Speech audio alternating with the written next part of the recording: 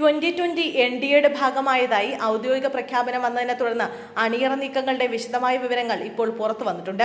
2020യെ BJPയിലേക്ക് എത്തിക്കാനായുള്ള നിർണായക നീക്കം നടത്തിയത് ആഭ്യന്തരമന്ത്രി അമിത്ഷായാണ് എന്നാണ് പുറത്തുവരുന്ന വിവരം. തിരുവനന്തപുരം നഗരസഭയിലെ ചരിത്ര വിജയം ആഘോഷിക്കാൻ അമിത്ഷാ അടുത്തിടെ തിരുവനന്തപുരത്ത് എത്തിയിരുന്നു. ഈ സന്ദർഭത്തിൽ 2020 പാർട്ടി അധ്യക്ഷൻ സാബു ജേക്കബുമായി കൂടിക്കാഴ്ച നടത്തുകയും ചെയ്തിരുന്നു.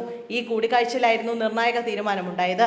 അമിത്ഷായും സാബു ജേക്കബുമായി നടന്ന കൂടിക്കാഴ്ചയ്ക്ക് പിന്നാലെ BJP സംസ്ഥാന അധ്യക്ഷൻ രാജീവ് ചന്ദ്രശേഖറും സാബു ജേക്കബുമായി നിരന്തരം ചർച്ച നടത്തിയിരുന്നു. ഒടുവിൽ ഇന്ന് കൊച്ചിയിൽ വെച്ച് ഇവർ തമ്മിൽ നടത്തിയ കൂടിക്കാഴ്ചയിലാണ് അന്തിമ തീരുമാനമുണ്ടായത്. ഇതേ തുടർന്ന് രാജീവ് ചന്ദ്രശേഖറിനോടൊപ്പം നടത്തിയ വാർത്താ സമ്മേളനത്തിലാണ് NDA മുന്നണിയുടെ ഭാഗമാകുന്നതായി സാബു ജേക്കബ് വ്യക്തമാക്കിയത്.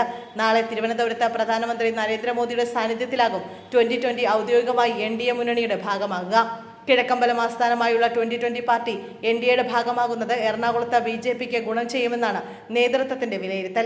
നിലവിൽ എറണാകുളം ജില്ലയിലെ 4 പഞ്ചായത്തുകളിലാണ് 2020 ഭരിക്കുന്നത്. കിഴക്കമ്പലം, ഉതൃക്ക, ഐക്കരാട്, തിരുവാണിയൂർ പഞ്ചായത്തുകളിലാണ് 2020 ഭരണം നടത്തുന്നത്.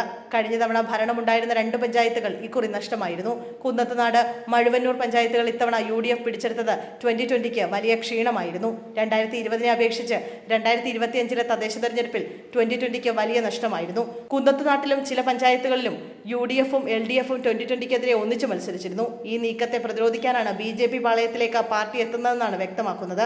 വരാനിരിക്കുന്ന നിയമസഭാ തെരഞ്ഞെടുപ്പിൽ വലിയ മുന്നേറ്റം ലക്ഷ്യം വെച്ചാണ് BJP.